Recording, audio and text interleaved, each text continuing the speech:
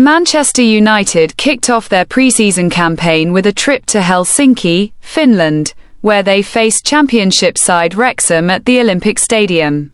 The match marked the first competitive appearance of the summer for Michael Carrick's squad, and it ended in a 1-0 defeat. Wrexham had the better start, catching United off guard with an aggressive high press in the opening exchanges. United weathered the early pressure, but the Championship side continued to look sharper throughout the first half. The breakthrough came from a throw-in, when the ball travelled across the 6-yard box and found Sam Smith unmarked, allowing him to finish into an empty net. That goal proved to be the only one of the match and separated the two sides at half-time. At the interval, Carrick made 11 changes, handing minutes to a much younger group of players for the second 45 minutes. Wrexham also rotated their squad at the break. Despite the inexperience on the pitch, United looked more comfortable in possession during the second half. Goalkeeper Radek Vitek made a crucial save to deny Wrexham a second goal in a one-on-one situation, while Danny Ward was called upon to make routine stops as United pushed for an equaliser that never arrived. The result meant United's pre-season opened with a loss, though the performance offered several individual talking points.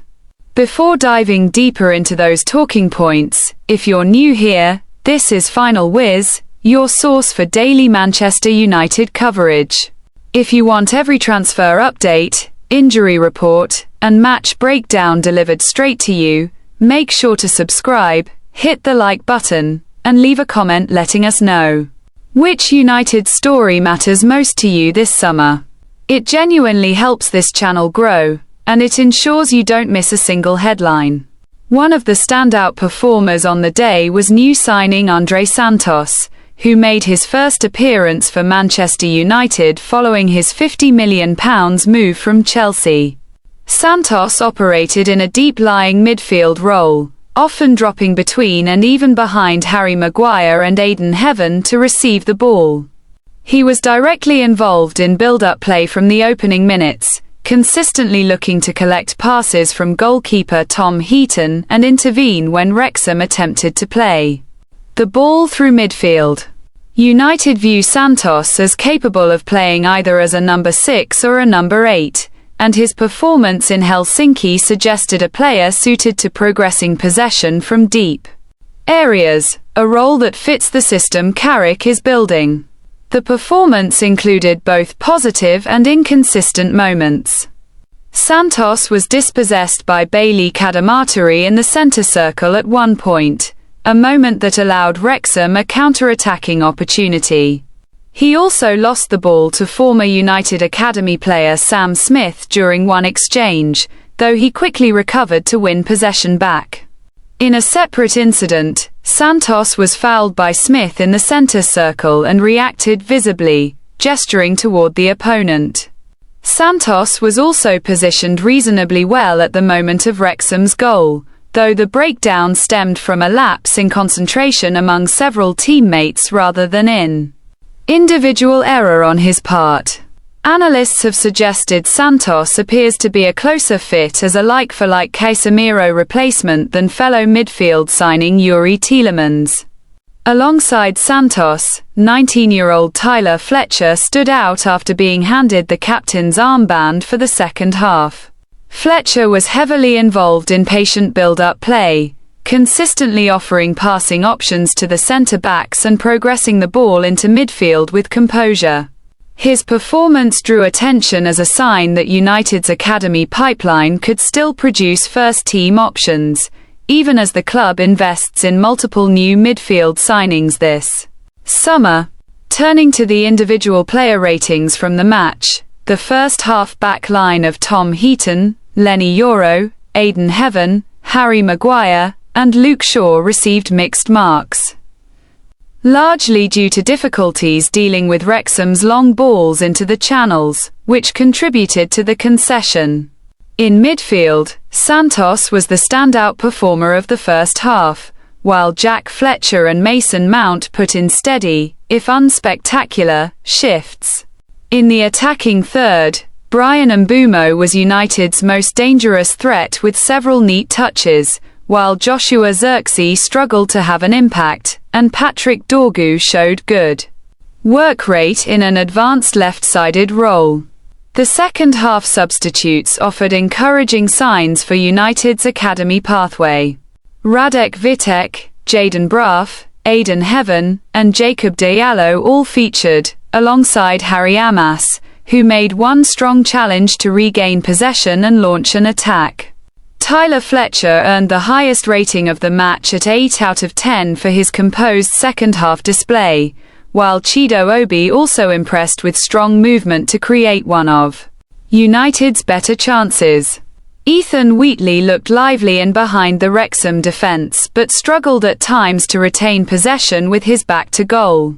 Away from preseason action, Manchester United received difficult news regarding midfielder Kobbie Mainoo, who has been ruled out of England's third-place playoff match against France at the World Cup due to injury.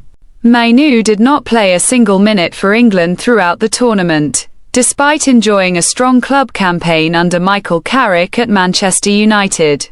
England manager Thomas Tuchel opted not to use Mainoo in any capacity during the competition, instead turning to alternatives including Declan Rice, Elliot Anderson, and even Reece James, a right-back by trade, in midfield positions.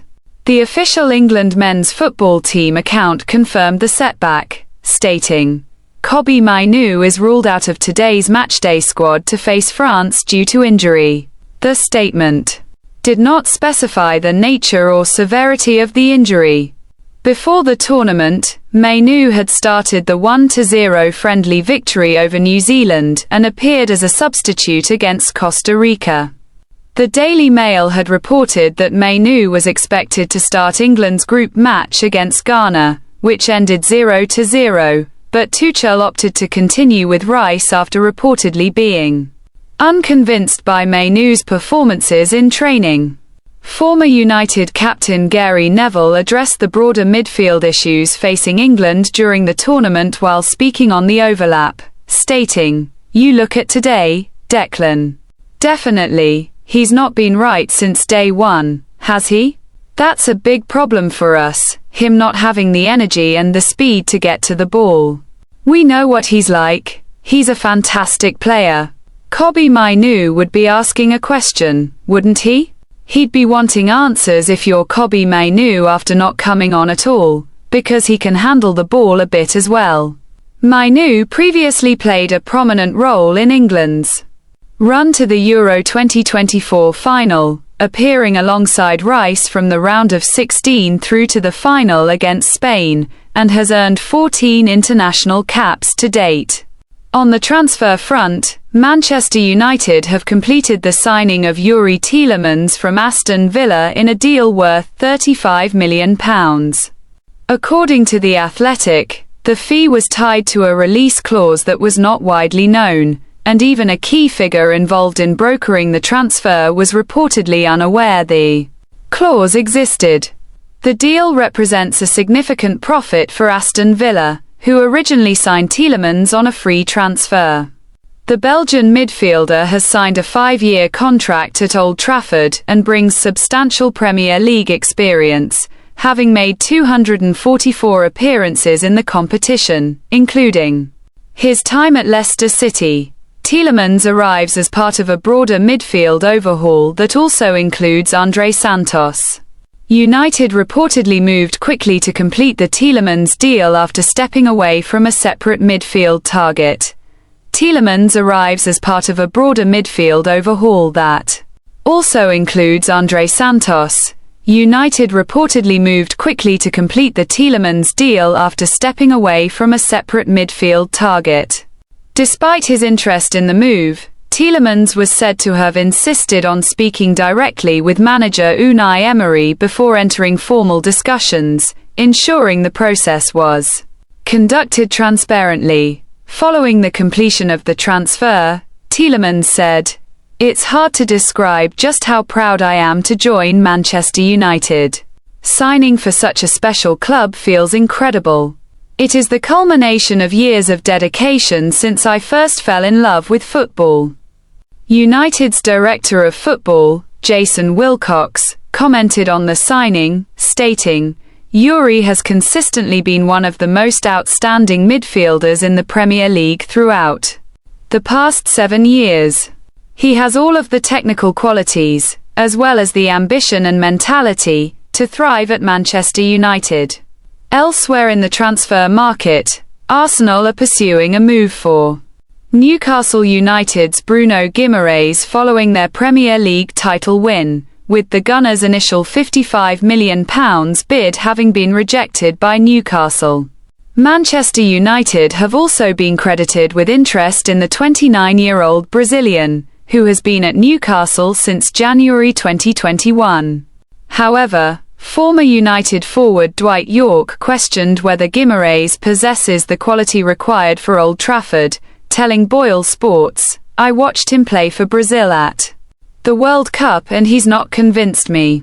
He's a solid player, and maybe he's good enough to get into a team at the level Manchester United should be at, but is he going to take them to another level?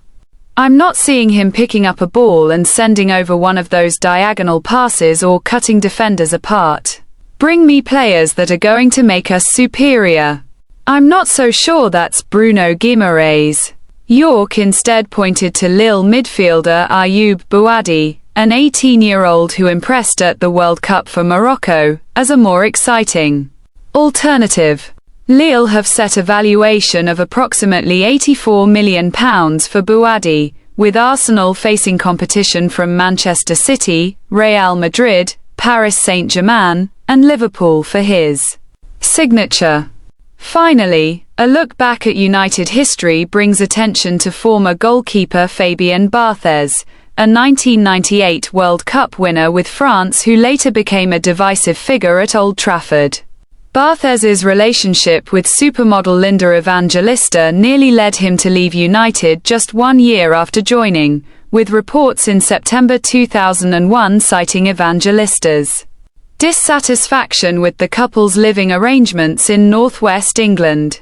After retiring from football, Barthez pursued a career in motorsport from 2007 to 2016. Reflecting on the physical toll of his playing career, Barthez told L'Equipe, "When I get up, I feel like an old man. When you've been diving all day in every direction from age 15 to 36, you shouldn't be surprised. In my time, we weren't protected. There were times I played when I really shouldn't have. In Monaco, I fractured my cheekbone. I was supposed to play again 3 weeks later, but they put me back on the field immediately with a protective shell." That covers today's biggest Manchester United headlines, from Santos and Fletcher's promising performances in Helsinki, to Mainoo's difficult World Cup, the confirmed Tielemans transfer, and the ongoing transfer speculation surrounding Arsenal's midfield pursuit. If you found this update valuable, subscribe to Final Whiz for daily Manchester United coverage. Manchester United coverage. Tap the notification bell so you never miss breaking news, and leave a comment sharing your thoughts on today's biggest story. Your support directly helps this channel continue bringing you accurate, timely United news.